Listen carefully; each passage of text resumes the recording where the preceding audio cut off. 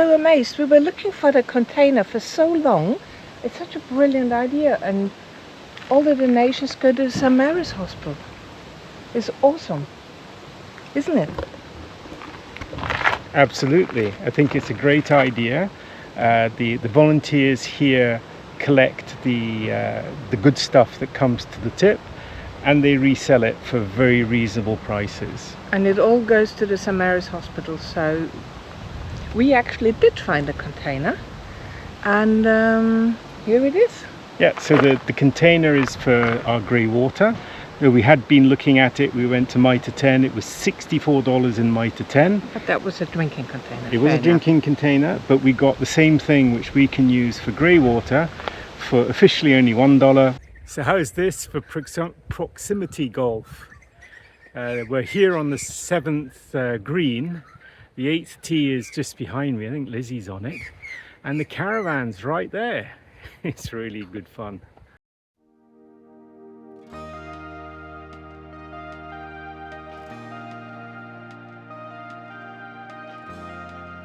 Our first stop on the way to Strahan was Ross. Ross is a lovely little town, rich in convict architecture and has many heritage buildings. It was founded in 1832. We really liked a few of the things, especially I did like the female factory, which unfortunately we didn't film. It was in use from 1848 to 1854. Ross is really well known for its beautiful bridge, which was also built by convicts in 1836. It's the third oldest bridge in use in Australia. You can't see it very well from here, but those arches have really beautiful sandstone carvings on them. It is also significant because it is the halfway point between Launceston and Hobart, as you will see in the next picture.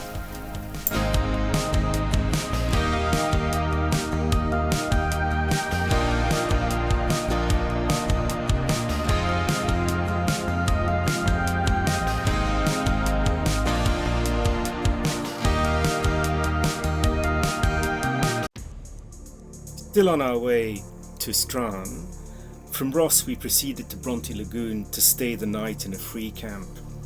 We also visited the geographical centre of Tasmania. The weather wasn't super, but it was great to be alone at Bronte Lagoon.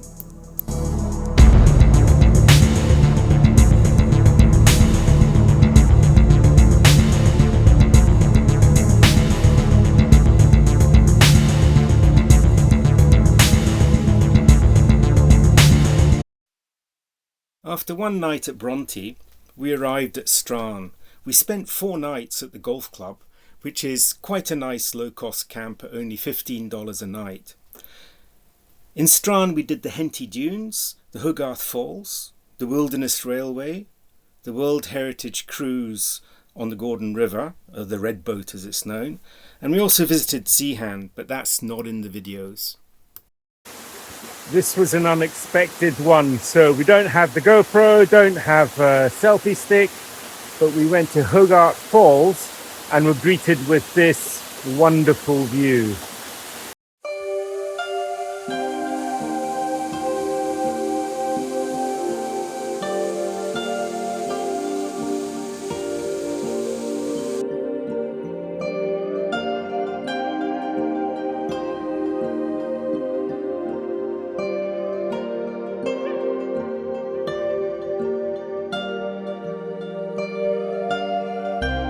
Caught out again without the selfie stick and the GoPro, but off the phone we're at Henty Dunes. I did put the drone up, so we'll have some drone footage to show. Really quite interesting.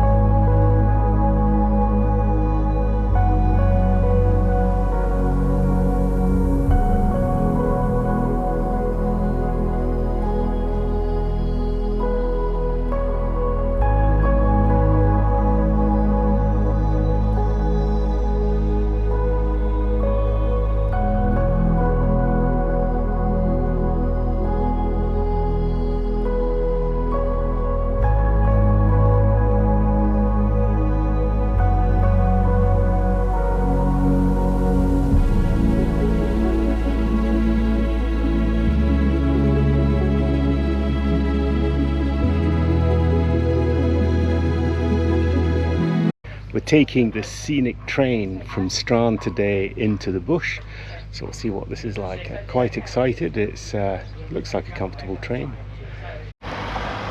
It's crazy busy on the other side of that train, so Lizzie's getting the tickets for us.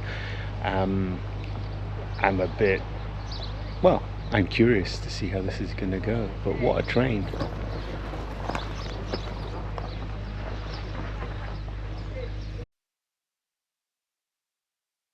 While the trip on the Wilderness Railway wasn't particularly interesting, we did learn that it was built in 1897 to transport copper from Queenstown to Strahan.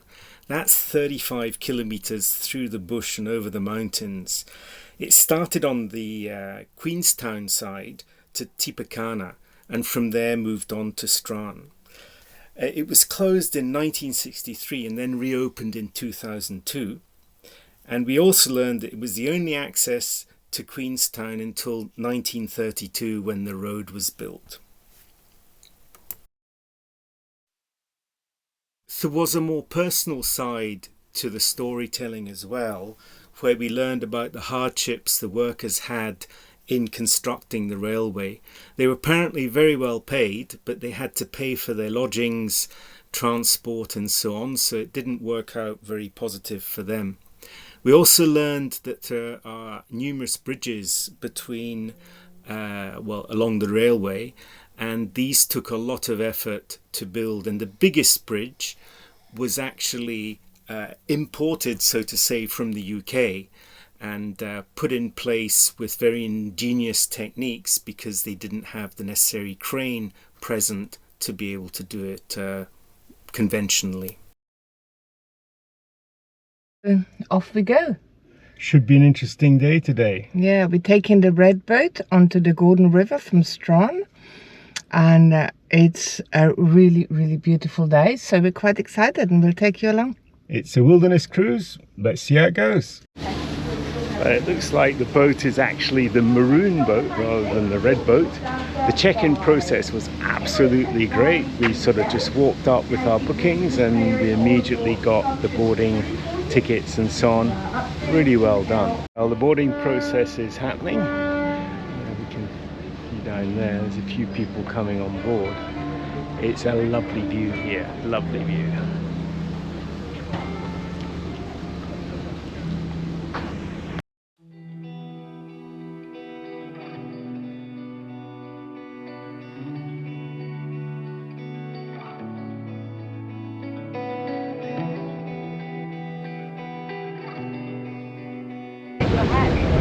Quite impressed, this is already pulling.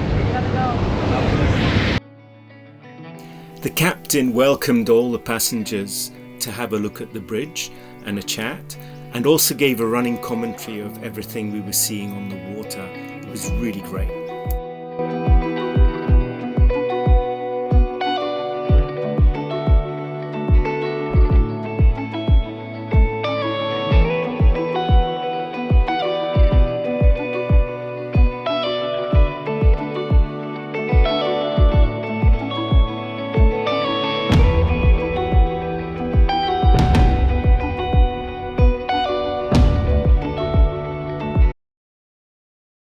One of the stops on our cruise was Sarah Island, which is absolutely beautiful.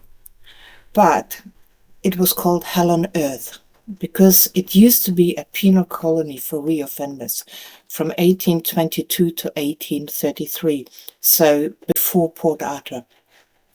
The guide gave us great insights and personal stories that really illustrated how brutal that environment was.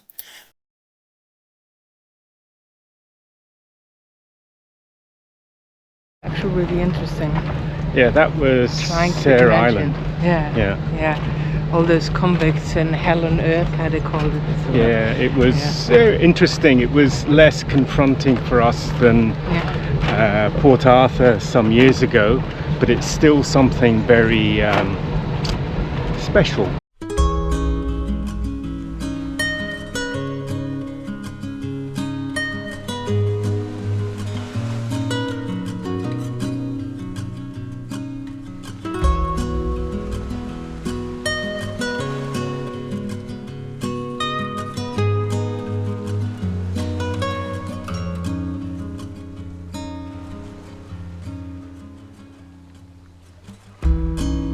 I've been searching in the dark, trusting every clue I found, but the truth has not been told, 'cause every corner of these woods is hollow. I can't see in the dark. Where are you? Where are you? Where are you? Where are you? 'Cause the river's told lies.